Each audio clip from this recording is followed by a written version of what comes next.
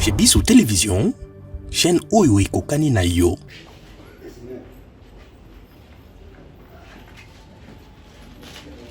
Bonsoir. Bonsoir. Avant d'entrer ça, la news, avec la monnaie, ça, c'est mon pote. Donc, son délicat. Son délicat, indiqué. Ouais, ça bien.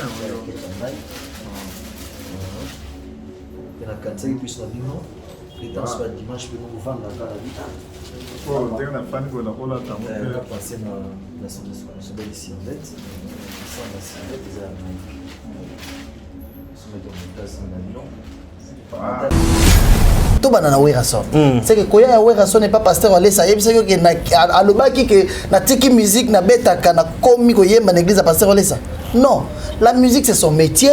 Il a ses problèmes privés. À quelle église va s'amêler là? Il est musicien, c'est son métier. Mais il a accepté Yakobana Roya, pasteur à l'Essa s'amêler là. Pour ses problèmes privés de sa maison, pour ses problèmes de son orchestre, il a un business naïe. On a appelé le pasteur. Il est allé à l'hôpital prier. Seulement la presse l'avait accompagné. Il a filmé. Image ya ning pasteur zo samele les gars na télévision. Et dingwe na koyokane bien à une église qu'on sa pasteur merci. Il est messager. Un messager lorsqu'il vient, il amène un message. Le message touche ma couche sur bateau. Il y a quelques jours, l'image est circulée dans les réseaux sociaux aux États-Unis. Son dernier voyage aux États-Unis. À ce moment-là, pasteur Wallace Bilamba, parce que tu as un réveillon dans la résidence la nuit du 31 au 1er janvier 2022. Chef de l'État comprend que moi je te dis de ce que j'ai vu. Dans le Congo, dans la télévision Kabundi Wallace, le prophète Mnene, le grand pasteur, à ça la déclaration, pasteur Wallace à Sanbeli. Maman, on a combien? Maman, on a ce koyo. Quelque part, tu comprends, c'est une personne qui n'a jamais touché beaucoup d'argent. Elle dit, pasteur, on ça. Papa paie ça à $200. Le pasteur a Silikaki. Pourquoi? Parce que ce n'était pas le pasteur qui voulait bénir la maman, c'était Dieu qui voulait bénir la maman. Chez Biso Télévision, chaîne Oyo Ekokani na yo. Vous allez belé beaucoup de l'émission de partout na pesi bino mbote. Mbote, balanyo c'est chez Biso TV. Oui, madame na mission na bino réponse à nos questions. Yande ko na bino. Na pesi moyini nanga mbote, moyini mbote, moyini bonjour, moyini nanga bonsoir. Vous allez belé beaucoup de la biso na pesi bino mbote. Merci na confiance na chez Biso Télévision, la chaîne qui vous ressemble. Bande ko balandi, lelo yotoye na cadre toujours ya ko informer bino. Makambo ko le grande église ya pasteur Wallace. Lelo na mimoko ya bapandisa ngona ye tokobeta ma solo mingi bolobi ki pasteur Wallace asala ba délivrance mais ba bongo la mité maté to mona ki Werason azaki kuna to moni héritier Watanabe to moni ba catcher ya modèle na modèle et dingwa kenda kuna ba beba na est-ce que ba délivrance Wallace ya solo to occupé que soi-disant pasteur Wallace azana moi ba problème ikili église wana place wana za yete bazo benga na ye. Dans l'émission, il y a la vérité et puis vous allez vraiment informer de l'actualité, surtout de la et sur Internet. Nous avons 6 millions de sous beauté. Moto Nanzambe n'a pas sur beauté. Malgré que la communication, conseil Nanzambe parce que vous avez payé à pasteur Wallace. Merci. N'a pas sur beauté. Merci. Beauté la bande de parce que la biso bonne année 2022. Mais tant vous avez payé à pasteur Wallace, vous avez bien ma case. Et puis, les banques se rappellent ma case. Comment ça dans le domaine? Dans le domaine, il y a qui dans le sens normal. Parce que vivre avec un homme spirituel, ce que ça, n'a pas coquité ou vous allez en été. C'est pourquoi tu belé, qui m'a raté. Il a sa façon d'être, sa façon d'agir. Il a un comportement spécial à lui. C'est ce que ça, mon thème, mon été. Ce que vous avez posé à quoi apprendre était aux Alanaïté. Élysée a supporté qui Élie n'a pas été na Enyonso. Parce qu'il a posé un jour il y a aucun il a bénéficié. Mais balobi pasteur Wallace a ma casse na prédication té pasteur Wale ça a trop délivrance et tout mais au moment à côté il y a le baraming lingala interprète en français est-ce que pasteur Wale ça na ndenge à terre na chair selon you est-ce que vraiment komaka ça c'est une bonne question hein? Et ça n'est bien est-ce que il faut que tu aies le rôle à Moutoumoro Boué, il faut que tu aies le rôle à Jésus-Christ parce que tu es à Jésus-Christ. C'est ça qui est plus important. Parce que voilà ça. N'est-ce pas beau, ça c'est une chose à terre, Mabé. Na. À Sombao. Mais pour nous travailler mal, Moussou, tu as Mabé. Non, toi ça la réaliste. Toi ça la réaliste. Même dans d'autres la biso, ça va témoin. Quand nous présenter ngai Boué, que moko ya balobele pasteur Wale ça. Certes, naza attaché de presse naïe. Na ko vanda a on a le bagate à Kamabé. C'est faux. C'est-à-dire, déjà, de mon côté, bien. Parce que, et ce qui est plus important, c'est quelqu'un qui prêche sur la sanctification. Et ma prédication, c'est vraiment très rare dans le Congo.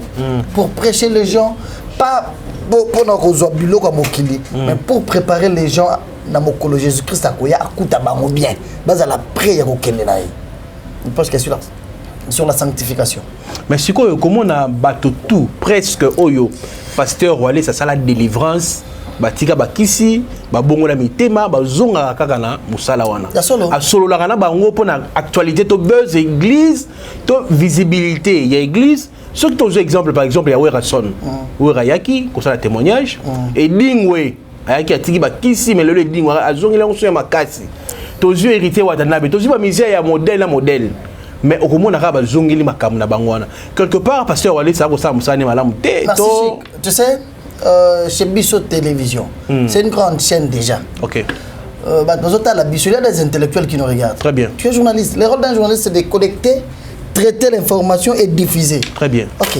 L'internet va créer un buzz dans le Lokuta.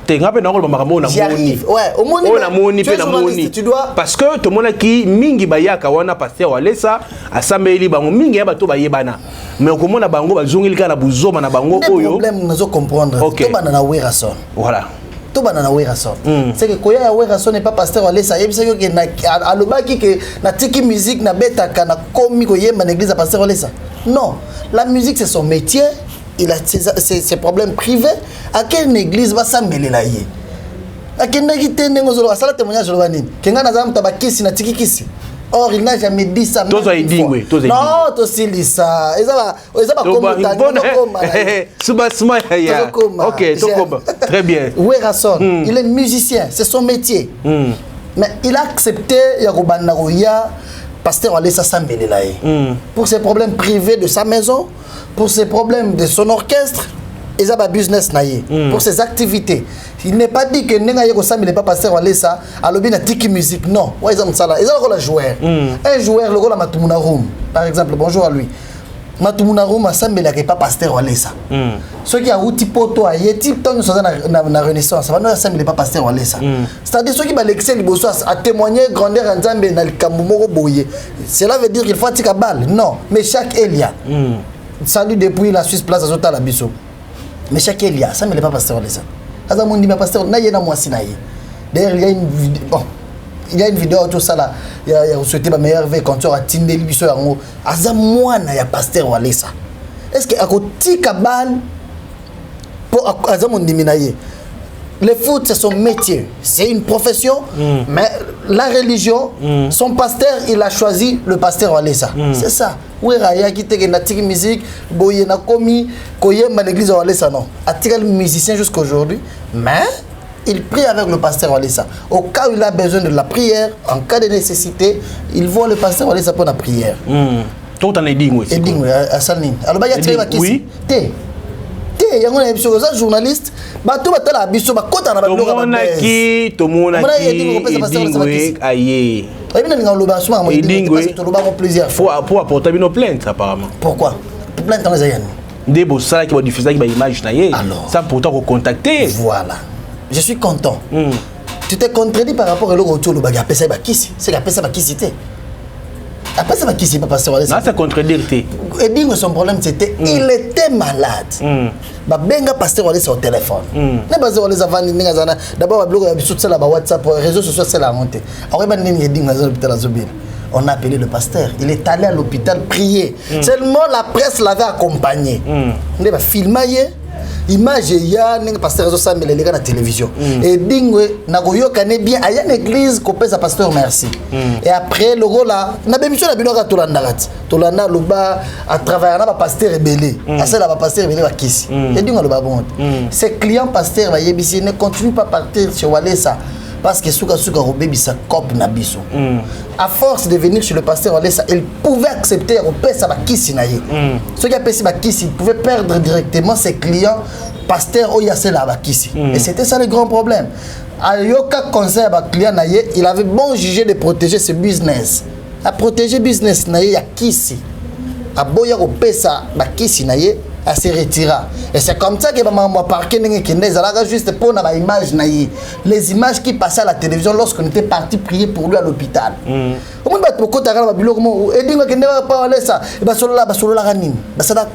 Mais apparemment pasteur Wallace ça doit trop visible. Est-ce que Mamanza c'est la promotion? Le peuple de Dieu va découvrir. On pose une question. Merci. Peuple de Dieu va découvrir Bonzambé. Mais il y a bien une publicité dans la publicité. Il faut star à une église, il faut bobeng sa mutumora yebane sa témoignage, il faut pendant nini kaka bongo. Tout le monde qui l'autre fois belge sur internet, ne rabeta ki maman na to na libo on a tolo et créer buzz. Pasteur Wallace ça a trop d'actualité, trop na buzz, trop na nan. Quelque part moi et go baby ça épé na ninga ou na makambongo. Je suis content. Je reviens une fois de plus encore na raison et profession na yo. J'espère que tu es professionnel. La chaîne nayo que tout cela nous bien so pasteur laisse ça la publicité naie c'est une to to futo mongo pour tout ça la publicité pas nayo so to ça la te c'est que chaîne mongo te go lo bagay aya ka pesa mongo ke bolo bela magam na ngizati seulement le problème c'est quoi pasteur laisse ça d'abord na mboka na biso Congo la parution naie c'est quelqu'un qui a amené un message oh yo ba te ya kala ici là ya sanctification côté ya mukaya ko lata lingwa na ko tambola na obanga nzambe. Ton argent, ta richesse, ton élévation est talio. Mais si tu viens vers Dieu, au mieux qu'il t'issine besoin Jésus-Christ, Jésus-Christ a ton molayo. Jésus-Christ a salanayo, moutou selon la parole de Dieu. A tes sanctification. Bato baza sincère, baza na posa au monde le bon nzambe, bandimeli message. Il est messager. Un messager lorsqu'il vient, il amène un message. Le message touche ba couche nyonso ya bato catégorie ya bato tout message kota na quand ya ba musicien nde mona ba héritier ba ya ba papi ka kol ba tikal ba fidèle des fidèles ti lelo ba rio ba kota ka ba wera son ba yaka message messager yé bon la mutema ndete non ko bon la mutema ezo dépendre na mutu mais c'est un engagement personnel ya mutu na nzambe ozo mona est-ce que ko bon la mutema pona yo pona musicien il faut tika musique nde bon le mutema non comment la mutema ça devient autre chose au bout bango ti ba ya l'église wana bandimeli nzambe ba ye ba samela ti ba kanga miso ba samela kana baza makambalo ba kana nzambe Dieu est esprit que celui qui l'adore en esprit et en vérité na moda Rio musicien JB ben Rio le Bogard c'est qu'à présenter image la yemo boye mais je vois Rio à l'église à la kana mabele azo samela zo lela akata bilamba c'est-à-dire je vois que et pas papa chéri. Et pas papa chéri JB Piana. JB le présente Rio le Bogard. Mais lorsqu'il vient devant Jésus-Christ, il se voit zéro devant Jésus. J'ai vu une fois passer à Zoté, il y a Rio à Kanye na Makulu. Alors on lui montre naïe. Après si pasteur Wallace. Et après je parle avec lui. Alors bi, ti nega na zo yo kana bando ko miyo ka bienté. Na poche nga zana $100. Na zana poche na pese logo valeur na zala ina sur place na $100 eza rien na montre zana ya Versace. Et on le montre na pese ki pasteur. Au moins ma frère wana. Bolandela, bango nde ba yaka ba pesa pasteur offrande, ba dîme, ba action de grâce bango. Oui, il y a quelques jours, l'image est circulée dans les réseaux sociaux aux États-Unis. Son dernier voyage aux États-Unis. À ce moment-là, pasteur Wallace Bilamba, parce que tu as un peu de ça. Pasteur par là, Tarango. Alati. Bilamba, où tu mwana na ye pa uyangiama ouais mwana na ye pasteur Walesa ba alati bilamba mwana na ye we rason apesi après afukami pasteur Walesa samileli on les a buzz te pasteur avandi ayebi te we raye d'ailleurs aya kenota le wapi na chantier avant que kota na Gombe ezana na chantier we ra aux États-Unis je vais voir le pasteur parce que azana Gombe we ra pas à côté voiture à Kiti na mona pasteur biso to bonena sachet to bité zanini après le binon na yaki na pesa pasteur na za États-Unis na maman Sylvie na zo sala ba achat nanga je me suis dit mais na sombi ngai moko ba biloko ko pasteur nanga na omemele nini na sombi la taba basket ba survêtement à lata c'est pour te dire que pour mon abawira wana baza bata batembe makasi bandimela Jésus-Christ bandimela d'abord bamoni Jésus te bamoni pasteur bamoni un pasteur a un message atei bandimelier babandi goya c'est qu'ils ont vu du sérieux tu sais le bien dans notre pays c'est quoi? Nous avons un homme de Dieu, nous avons les grands témoignages de beaucoup de pasteurs sur le pasteur Walesa, non? Baron Balubaka. Bakam tout le monde n'est pas Walesa. Soni Alubaka, bon, mon pasteur Soni Kafuta. Salut, mon général. Alubaka, Babylon, tout le monde n'est pas Walesa. Il y a à l'époque un groupe de prière. Ils ont en 1985. Au moins, papa m'a télé bossa batolubinga zalaki ndoki. Nabando loka moi sinanga. Mais il y a l'esprit de Dieu. Là, il y a l'esprit de Dieu, il y a diversité de témoignages. C'est ça qui fait. Au moins, on a témoignage aux Olobana. Pasteur Walesa ça la publicité na yété. Mais le on a un esprit en Nzambe. Bato ba ya quand chaque personne a un problème. Chaque problème doit trouver solution devant Dieu.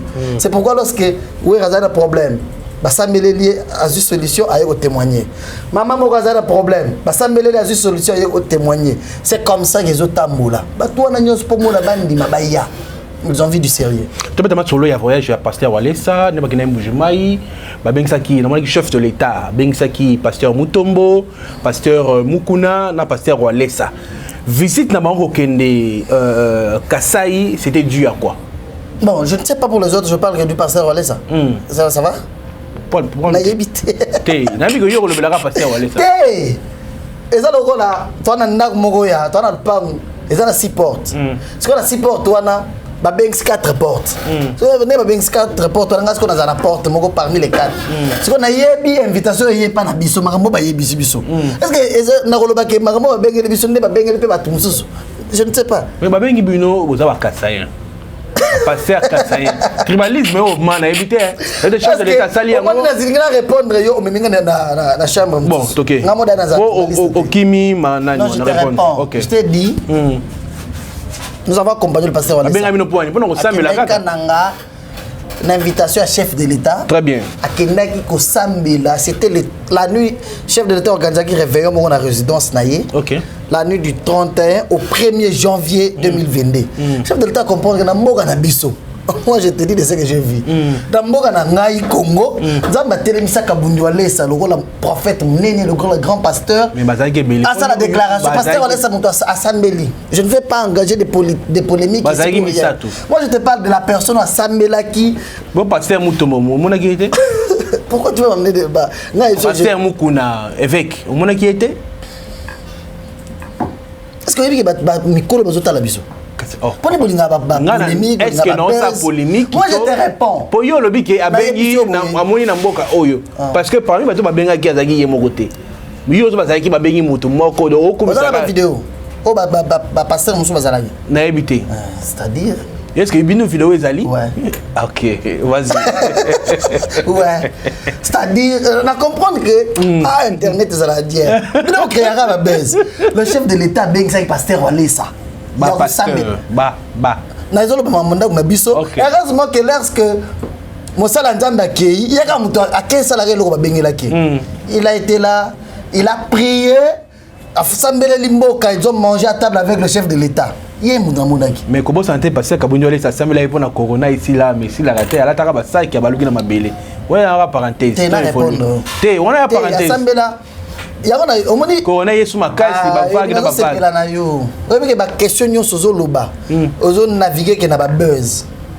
Ozo la l'information tellement côté de près. Les informations. Est-ce que pasteur Walesa sambela ito sambela kité? Abaluka na poto abaluka na mapoto. Alobaki ke corona eko sila pona corona to alobaki té. Alobaki bon té. Alobaki nini? Ouais. on a chose à babes. Mais à ça pour la corona maladie à corona. Ouais, à ça mais là qui prière lorsque assis ça qui prière à loba qui boy. Nzamba yebisinga corona ils a dépouillé. Les pouillons, la force qui était dans cette maladie là. Oh boma bat makasi va go boma bat makasi. Non, je te réponds. Va go na Congo et boma bongote. Ouais, na Congo et boma bongote grâce à ces prières là. Il y a pas Congo, prière, il y a pas. Ouais, d'abord, mais il est congolais, il habite malade où tu vois. Congolais en France, États-Unis. Non, d'abord je parle du Congo. Nous avons enregistré beaucoup de témoignages de partout dans le monde, on a biki ça. Mais l'objectif d'abord est passer à ça. Et ça là qui a compris que na poto, ils ont des grands hôpitaux. Baza ba machine ya minene, baza ba moyen ya ko na hôpitaux qui ya minene. Mais pas na biso na Congo, nous avons combien de respirateurs? Parce qu'on est na Tchango wana. À l'époque, on a eu que Batouaz a mis balai dans la voiture. Batouaz va sur le lac à 2 mètres. C'est comme malade, on a ce quota à Congo. Bisou ici, on a payé un moto. Ah, ils ont moto. Parce qu'on est ça. À l'Oba Boye, nous avons dépouillé force, côté na corona. C'est une maladie de revivre dans le rôle la malaria et la typhoïde. À l'Oba Bongo. À l'Oba, tu as libéré là. Comment corona? De revivre dans le ma geste barrière, ceux qui vont présenter, monsieur Amoto Salé. Mais c'est une maladie. La force, n'est-ce pas bon, ça qui a bon, n'est-ce pas la poto. Force, on a un zamba, l'on a pour un boga na biso Congo. Ça reste une maladie à respecter. Pour vivre dans le monde. Tous on a marre na biso dans le baya. Éducation chef de l'État. Ouais, chef de l'État bien que c'est na Kananga. Assemblée la Congo. À ça la déclaration à Pambola, il m'a baptisé 2022 qui est année de la bénédiction de l'Éternel. C'est-à-dire dans le domaine où tout a droit au monde le beau Nzambi. Ceux qui ont confiance dans Nzambi. Ouais. Nous n'avons pas, nous n'amène pas Bamarambo. Au monde Nzambi ko sala le beau été. Ceux qui ont confiance dans Nzambi, tambol pe na rubanga Nzambi, au monde le beau Nzambi.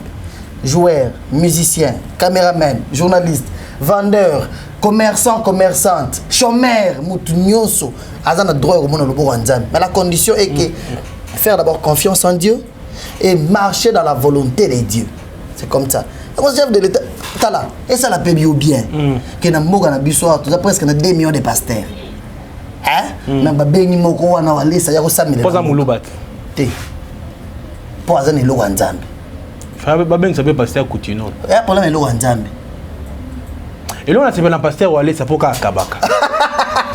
Et là on a CP là on a pasteur Walé ça. Déjà je me suis le balancer là la image bande balani. Je vous informe que pasteur Walé c'est wana côté wana ko kabana tout monde qui ngombe. Pasteur Walé ça tina ki ngombe pour les journalistes ne boko mona bilili wana. Donc ya ngombe mobimba pasteur Walé ça atina la kibiso. Et ça la maki a pas na fikine. Donc on a village ba Congo. Pasteur Walé ça je profite pour dire un grand merci na yo na initiative ozwa ki ya ko kanisa ba pandisango.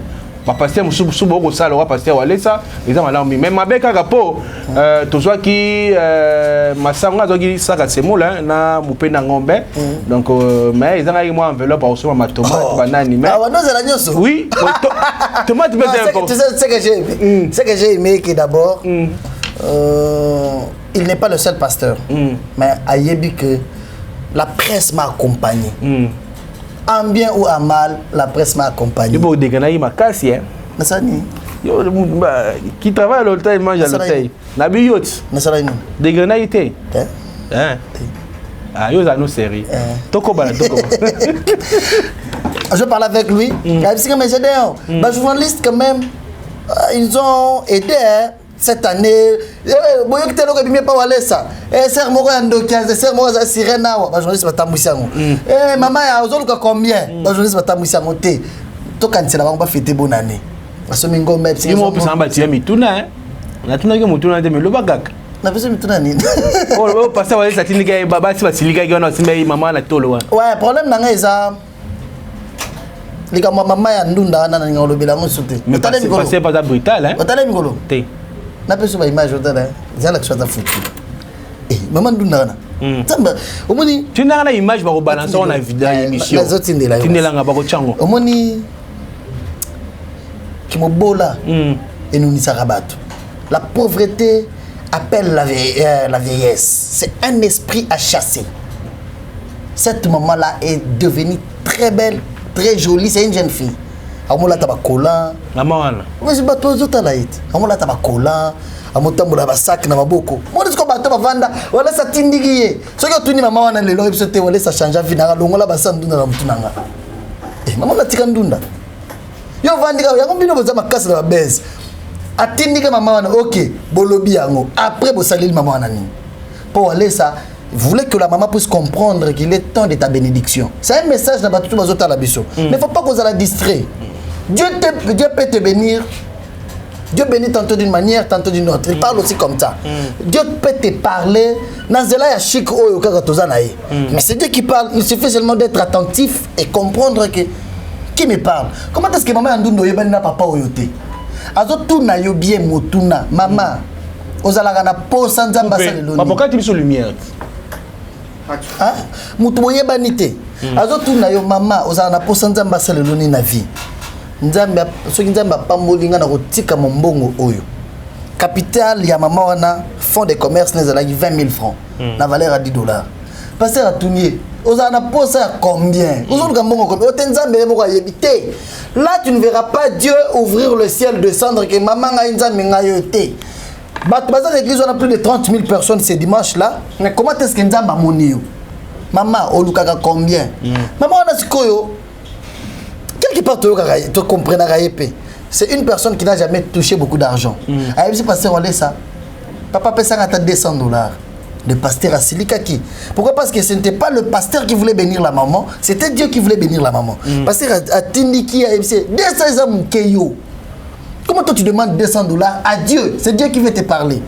Pour faire voir aux gens que c'était Dieu qui parlait à la maman sur place. Maman qui dimanche on a presque $4 000 dans ma bouche. Elle ne pensait pas à ça. Abimagana Mikanda Lopang. Aujourd'hui c'est une maman BRS. Voilà ça. Ndegonayete, bayebanité. Comme ça dans le vide. Les lots maman wana tala ba image na ye. Lo azonga comme jeune fille. C'est que tam sou passi et bossani c'est na mafuta na opakola. Peut-être tu as comme Ajoana, à celle là tu as déodorant et pamba. Oh, c'est là on est en capital à 20 000 francs, façon ma poids gagnera 8 000 francs. Et Dieu a changé la vie de cette maman-là. Le reste que Bino bateau internet, vous avez posé ma vie na Bino. Bon tiens, t'as la preuve en est que bon la qui cette histoire on a mobimané à la raté. Bon katikaka, on a combien 200 mukeyo. Mais l'air du soleil banda, bon la qui ça te. Tant que si li pe la kabeli na le pang, ba pèse ba téléphone, ba to bisi ba gourmet en or, ba bilamba ba pèse ça bon la qui ça te. Incitation à la haine. Or kabundwale ça mutlo la yo.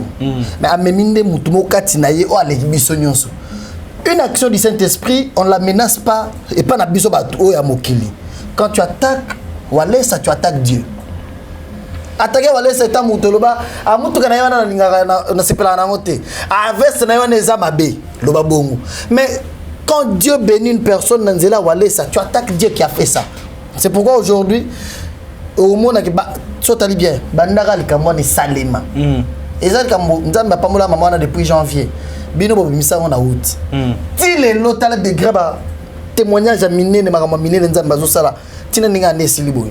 Le chef de l'état comprendre que na mboka nanga na yoka wale satana ngambo mwasi na yoka itene ngambo kisi na mona na maboko na yeba so ba botate nzambe ko pesa bango bana na mona na maboko na yeba to bazama kolo nzambe ko pambola bango na mona na maboko ne bato oyo basala kate nzambe ko pesa bango misala mutu oyo aya asamela pour la 2022 na mboka na biso Congo na décembre année passée ba bengisa geta réveillon ne salemagite il n'était pas là. Le chef de l'état a compris que dans cette année nous voulons qu'il y ait le changement en toutes choses. C'est pourquoi il a fait appel au pasteur Walesa. Tormina Souka émission. Qu'est-ce que Tormina Souka, voilà. Vous touchez pas ma mignon. De nabandi to suki wana pona lelo. Pour pasteur Walesa, donner zabu yebsa pasteur Walesa s'il vous plaît. Pasteur Walesa avec beaucoup de respect, on appelle ça rayo. Biso tozali ba pandi sango. Ah donc na lobi merci mingi na acte posaki pour na ngombe tozwaki na saka loso. Donc ba pasteur basé belé mais kasi yo pensa ki na biso nzamba zong solo ya mingi abakisa hein oza na place à Rochango mais banza peka biso pe c'est important et ne bateke ndongo pesa ki bongo isili na ningi mkomuso be ngape ka ndongo pesa ka mutuka no bengi chic mukadi o pesa pe mutuka et ça ngape bien amoni benga désormais chez biso télévision papa papa s'il vous plaît tikanga omoni na s'il vous plaît fala yo le bata pasteur ale ça le pamo yo kaka te po yo nzamba peso ba moyen ozwa bato bazozanga ndi nzamba pambola ba mama ndunda ngai na ko senga te ozana ngo yo faut kabela pe bato. Merci beaucoup tokomi na soka émission mot de la fin des années. Voilà, c'est le début de l'an 2022. J'ai conscientisé seulement les gens à la fidèle à Jésus-Christ. Bah il va payer na mboka na biso nzamba télévision biso sali na ye. Yem toto ninga to sala prière ya mboka, il a été l'invité chef de l'État pour s'ameli la mboka, s'ameli à pamboli mboka. Tout ça nzambe. Tu bon na mboka zo connaît bien? Ouais. Nous sommes, tu sais, malgré nous sommes à la fin de l'émission, nous avons 2-3 minutes. Il y a une chose importante à expliquer. Nous sommes les enfants de Dieu. Nous sommes obligés de voir que les côtés positifs. Cela ne veut pas dire que les côtés négatifs n'existent pas. Bilo est négatif et ça. Mais nous tenons ce qui est positif avec la foi en Christ que Nzamba est positif. Je m'adresse à une maman qui a fait beaucoup d'années dans le mariage sans kobota. Vous savez que pasteur Alessandra m'appelle à Kabela 500 bana à Kendana Mbujimaï. Il y a beaucoup d'années passées, il y a quelques années passées. À Lobanza Matiningana Kabela Basso Babota Ratibana. À Matana Ngomba, à Zonia Vandinase. Alors les femmes qui avaient fait 17 ans, 15 ans, 8 ans, 6 ans de mariage sans Kobota. Pasteur Alessandra le binatande le binobana boya bana. Bon mabana bazana sia. Physiquement, il n'y a rien. Mais spirituellement, bana bazalaki. Les femmes de foi, bayaba mema bana. Il y a des images. Batozo wele bana babando mema bango. Batomona ko la théâtre. Une année et quelques mois, le pasteur Olesa rentre à Mbujimaï, a dit naza posa baso nzamba pesa bana bayaba memela plus de 500 bana. Batandele ba bébé à même âge, plus de 500. Nase nzamba pambola bato. Dans notre pays, nzamba telemisi moko. D'abord, il y a des gens onction. Le problème nous a dit ça peut pasteur boité hein. Ah papa, tout aussi. Nazo komisa pasteur té. Nazo komisa makambo nzamba tie kati ya pasteur wana. Na pesa exemple ya ba mama o ba bota. Lelo bazana bana wana envie. Tokomi na suka monsieur. Chic. Tout chité déjà. Voilà. C'est une année de bénédiction de l'Éternel. Quels que soient les problèmes que tu as, tout ça la confiance. Nous avons un programme mercredi. Le mercredi, chaque mercredi à début, il y a moi. Mercredi, jeudi, vendredi, tout ça la culte, tout ça la gêne, tout là la ranassé. Tout là la tomate bambé, tout est, tout l'y a raté, tout ça là.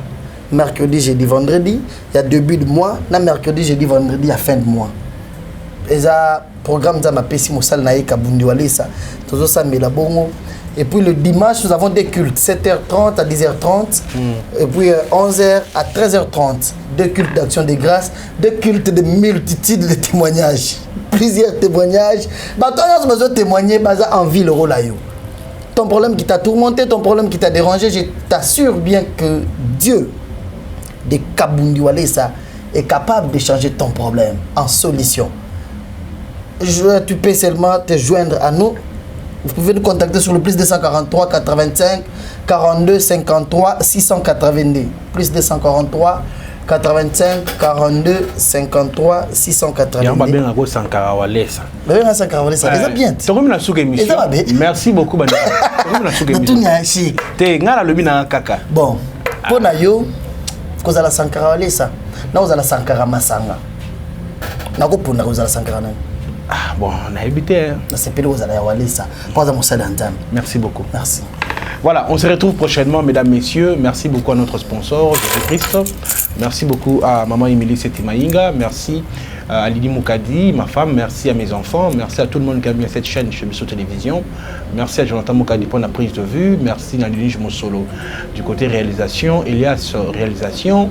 Merci à Ope Balinga, Bissot Tétopé, Binombote, Baneko Balandi, Zagi Bongo, Moko, il y a Moulobeli, il y a Pasteur Walesa, Nabandi, Mamitono Nyos, Oyo, Bosenga Bissot Tuna à répondre à Bino. Nzambe Soka Zongi Tetrokutana. Bye bye.